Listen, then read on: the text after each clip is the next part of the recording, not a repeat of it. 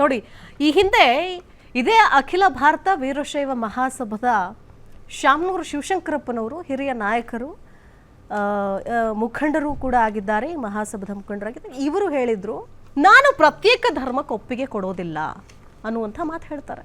ಆಮೇಲೆ ತದನಂತರದಲ್ಲಿ ಬೇರೆ ಬೇರೆ ಆಯಾಮಗಳನ್ನು ಪಡೆದುಕೊಳ್ಳುತ್ತೆ. ಇದೇ ಮಹಾಸಭಾದ ಸಭೆಯಲ್ಲಿ ಈಗ ನಿರ್ಧಾರ ಆಗಿದೆ, ಲಿಂಗಾಯತರೆಲ್ಲರೂ ಕೂಡ ಈಗ ಒಟ್ಟಾಗುವಂತಹ ಸಮಯ, ನೀವೆಲ್ಲರೂ ಕೂಡ ಒಂದು ಅನ್ನುವಂತಹ ನಿಟ್ಟಿನಲ್ಲಿ, ಅಥವಾ ಇದೊಂದು ಪ್ರತ್ಯೇಕವಾದಂತಹ ಧರ್ಮ ಅದರ ಕಾಲಂನಲ್ಲಿ ನೀವೆಲ್ಲರೂ ಕೂಡ ನಿಮ್ಮ ಒಂದು ಜಾತಿ ಜನಗಣತಿಯಲ್ಲಿ ಭಾಗವಹಿಸಿ ಅಂತ ಹೇಳ್ತಾ ಇದ್ದಾರೆ. ಇದೇ ವಿಚಾರಕ್ಕೆ ಸಂಬಂಧಪಟ್ಟಂತೆ ನಾವು ಚರ್ಚೆಯನ್ನು ಆರಂಭಿಸ್ತಾ ಇದ್ದೀವಿ. ನನ್ನ ಜೊತೆಗೆ ಅತಿಥಿಗಳಿದ್ದಾರೆ, ಅವ್ರನ್ನ ಕಾರ್ಯಕ್ರಮಕ್ಕೆ ಸ್ವಾಗತಿಸೋಣ. ಮೊದಲನೇದಾಗಿ ಅಖಿಲ ಭಾರತ ವೀರಶೈವ ಮಹಾಸಭಾದ ಉಪಾಧ್ಯಕ್ಷರಾದಂತಹ BS ಸಚ್ಚಿದಾನಂದ ಮೂರ್ತಿ ಅವರಿದ್ದಾರೆ. ನಮಸ್ಕಾರ ಸರ್. ಕಾರ್ಯಕ್ರಮ ನಮಸ್ಕಾರ.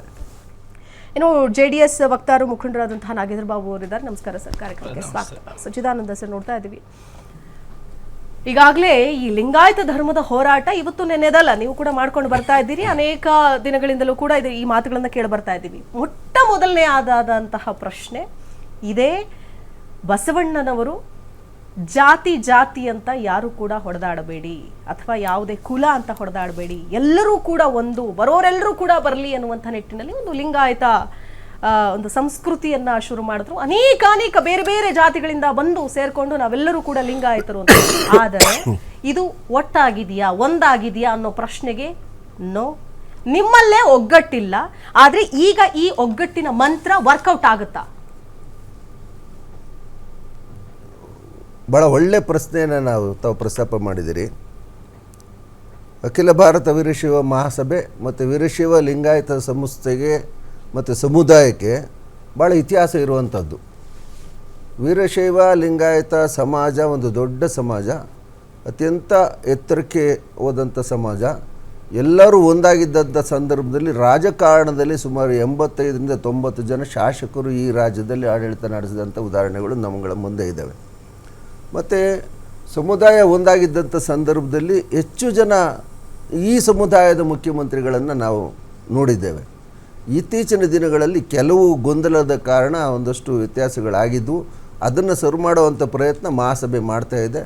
ಈಗಾಗಲೇ ನಾವು ಆ ನಿಟ್ಟಿನಲ್ಲಿ ಕಾರ್ಯೋನ್ಮುಖವಾಗಿದ್ದೇವೆ.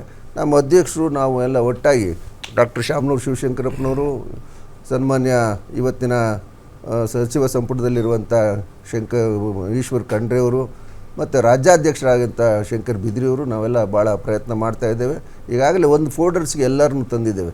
ಸುಮಾರು 110ರಿಂದ 112 ಉಪಪಂಗಡಗಳಿದ್ದಾವೆ. ಉಪಪಂಗಡಗಳು ಹೇಗೆ ಅಂತಂದರೆ ವೃತ್ತಿಯ ಆಧಾರದ ಮೇಲೆ ಪಂಗಡಗಳನ್ನು ಆಗಿದ್ದಾವೆ.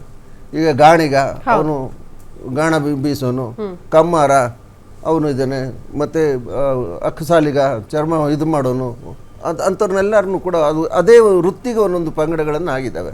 ಕೆಲವು ಅದರಲ್ಲಿ ಬೆನಿಫಿಟ್ ಪಡೆಯೋಂಥವ್ರು ಅದನ್ನು ಸಪ್ರೇಟ್ ಮಾಡ್ಕೊಂಡಿದ್ರು. ಈಗ ಅದು ಯಾವುದೇ ಪ್ರಯೋಜನ ಆಗಲ್ಲ. ನಾವೆಲ್ಲ ಒಂದಾಗಬೇಕು ಅನ್ನೋ ನಿಟ್ಟಿನಲ್ಲಿ ಕೆಲಸ ಮಾಡ್ತಾಯಿದ್ದೇವೆ. ಆಲ್ಮೋಸ್ಟ್ ನಾವೆಲ್ಲ ಒಂದಾಗ್ತೇವೆ. ಇದೇ ನಿಟ್ಟಿನಲ್ಲಿ ಈ ತಿಂಗಳ 11ನೇ ತಾರೀಕು ಸುಮಾರು 150 ಜನ ಸ್ವಾಮಿಗಳನ್ನ ಸೇರಿಸಿ ಒಂದು ಸಭೆ ಮಾಡ್ತಾಯಿದ್ವಿ ನಾವು. ಈ ಸಭೆಯಲ್ಲೂ ಕೂಡ ಅದು ಅವತ್ತು ಚರ್ಚೆ ಆಗ್ತೈತೆ.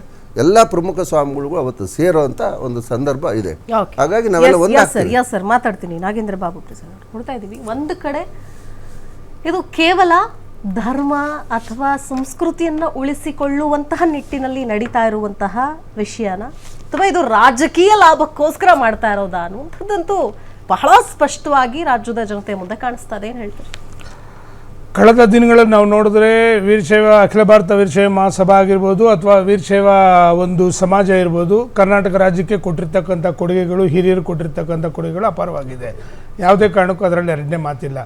ಇತ್ತೀಚಿನ ದಿನಗಳಲ್ಲಿ ಈ ಒಂದು ವಿಚಾರ ಯಾಕೆ ಇವತ್ತು ಬೆಳಕಿಗೆ ಬರ್ತಾ ಇದೆ ಅಂತಂದರೆ, ಇತ್ತೀಚಿನ ರಾಜಕಾರಣದ ಬೆಳವಣಿಗೆಗಳಲ್ಲಿ ಒಂದು ಪಕ್ಷ ಅಧಿಕಾರಕ್ಕೆ ಬಂದಂಥ ಸಂದರ್ಭದಲ್ಲಿ ಯಾವುದೋ ಕೆಲವು ಜಾತಿಗಳನ್ನ, ಕೆಲವು ಮತಗಳನ್ನ ಓಲೈಸೋದಕ್ಕೆ ಮಾಡ್ತಾ ಇರ್ತಕ್ಕಂಥ ಪ್ರಯತ್ನದಲ್ಲಿ ಕೆಲವು ಜಾತಿಗಳನ್ನ ಒಡೆದು ಆಳ್ತಕ್ಕಂಥ ಕೆಲಸವನ್ನು ಸ್ಪಷ್ಟವಾಗಿ ಮಾಡ್ತಾ ಇದ್ದಾರೆ ಅಂತಕ್ಕಂಥದ್ದು ಕಣ್ಣು ಮುಂದೆ ಕಾಣುತ್ತೆ. ಇತ್ತೀಚಿನ ದಿನಗಳಲ್ಲಿ ಜಾತಿಗಣತಿ ವರದಿ ಕೊಟ್ಟಂಥ ಸಂದರ್ಭ, ಯಾವ ಶೈಕ್ಷಣಿಕ, ಆರ್ಥಿಕವಾಗಿ, ಸಾಮಾಜಿಕವಾಗಿ ಯಾರು ಹಿಂದುಳಿದಿದ್ದಾರೆ ಅಂತಕ್ಕಂಥ ಏನೊಂದು ಲಿಸ್ಟ್ ತೊಗೊಂಡ್ರು, ಅದರಲ್ಲಿ ಲಿಸ್ಟಲ್ಲಿ ಒಂದು ಬರೀತಾರೆ, ಒಕ್ಕಲಿಗರು ಸಮಾಜ ಇಷ್ಟು, ಅದರಲ್ಲಿ ಉಪಜಾತಿಗಳು ಇಷ್ಟು, ಲಿಂಗಾಯತ ಇಷ್ಟು, ಉಪಜಾತಿಗಳು ಇಷ್ಟು, ಮುಸಲ್ಮಾನರು ಒಟ್ಟಿಗೆ.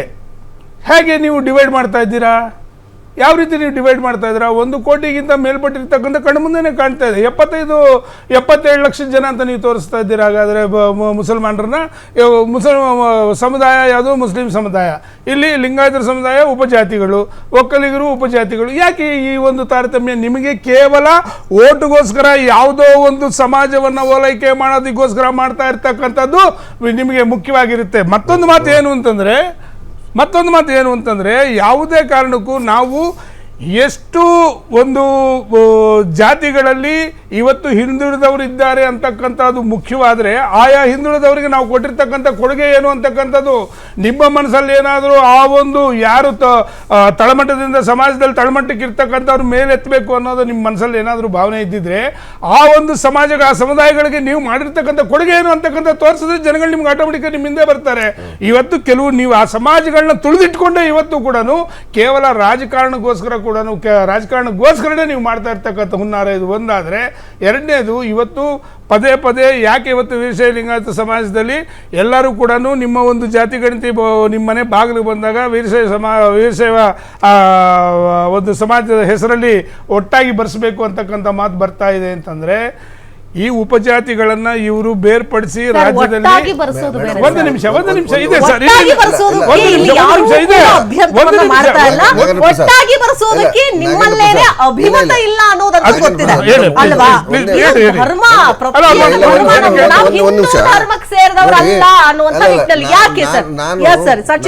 ನಾನು ತಮ್ಗೆ ಹೇಳಕ್ಕೆ ಇಷ್ಟಪಡ್ತೇನೆ. ಬಹುಶಃ ಈ ಸರ್ಕಾರ 150 ಕೋಟಿ 160 ಕೋಟಿ ಖರ್ಚು ಮಾಡಿ ಕಾಂತರಾಜ್ ಕಮಿಷನ್ ಆಯೋಗವನ್ನು ಮಾಡದೇ ಇದ್ದಿದ್ರೆ ಸಮುದಾಯ ಒಂದಾಗಕ್ಕೆ ಆಗ್ತಾ ಇರಲಿವೇನೋ ಅಂತ ನನ್ನ ಅಭಿಪ್ರಾಯ. ಈಗ ಆಗ್ತಾ ಇದೆ. ಕಾಂತರಾಜ್ ಕಮಿಷನ್ ಆಗ್ತಾ ಇದೆ.